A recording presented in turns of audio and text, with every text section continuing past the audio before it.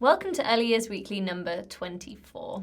Now, we know that the coronavirus is on everyone's minds right now, but there's other news going on too, and no reported cases in the family office yet.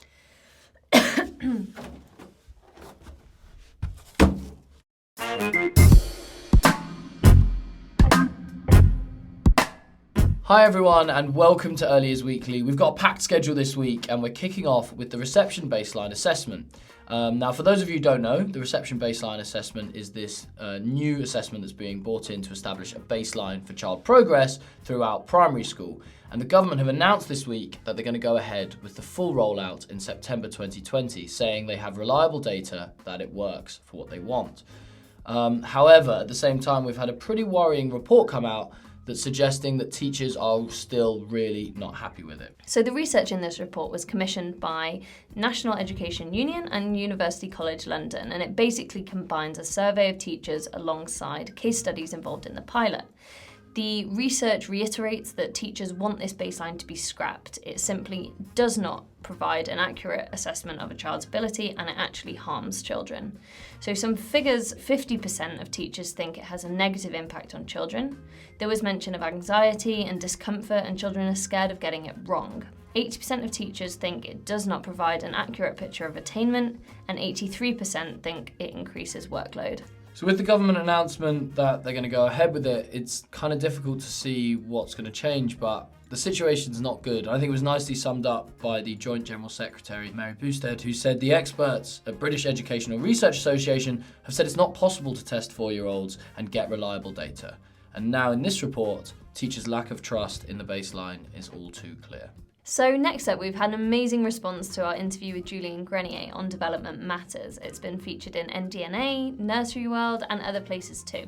So this week we're releasing our second video, and that's with Ofsted's Wendy Ratcliffe, which we're really excited about.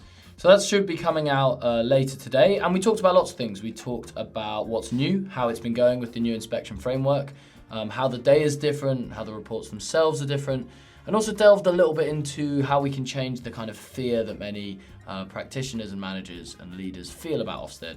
So make sure to keep an eye out for that one. It won't be one to miss.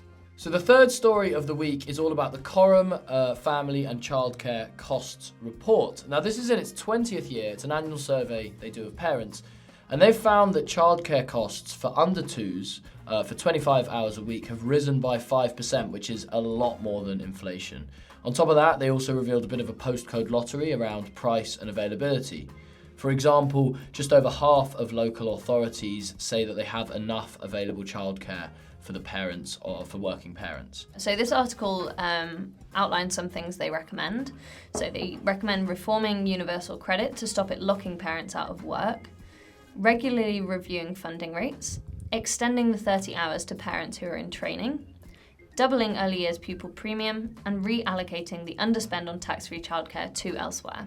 I think one of the interesting things about this report, particularly the fact that it's focused on the under twos figure, is something that we've known for quite a while, that potentially the problems with 30 hours for 3 and 4-year-olds is pushing down and causing increased rates for 2-year-olds. For example, Neil Leach from the Early Years Alliance said the fact is that childcare costs for under twos are rising above the rate of inflation because childcare funding for so-called free entitlement schemes isn't increasing anywhere near it. This is interesting. It came in the same week that Nursery World and CEDA published a report on free versus subsidised versus hybrid care, where they were looking into asking people what they thought the best scheme would be. And one of the difficulties is this survey was pretty much split. In general, people preferred the hybrid scheme a little bit much, but we'd love to hear what you think. Do you think we should have completely free childcare or free hours as we do now? Should it be just subsidised and the parents can choose, or do we need some kind of mixture? Let us know in the comments below.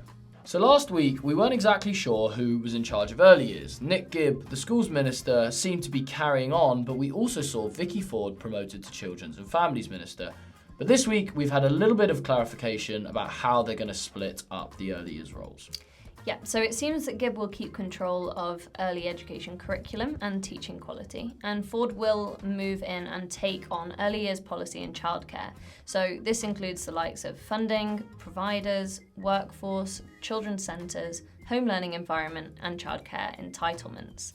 So hopefully now we do see a bit of stability with this role, as in recent years it has appeared to just be a bit of a stepping stone to other positions.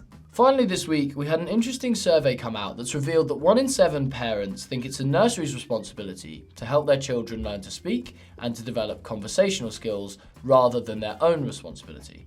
Now, it's worth bearing in mind that 65% of parents did strongly disagree with this, so the headlines maybe aren't quite as bad as they look.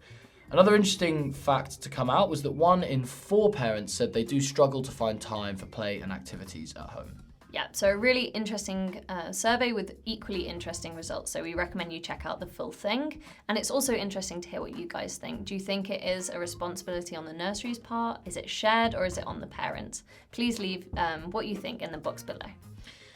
And that's it for this week. Now, don't forget, if you want to see more of these episodes and interviews, like our interview with Wendy Ratcliffe first, then you have to hit that subscribe button and you'll get notifications when we post a new video. Thanks for watching, and we'll see you next time.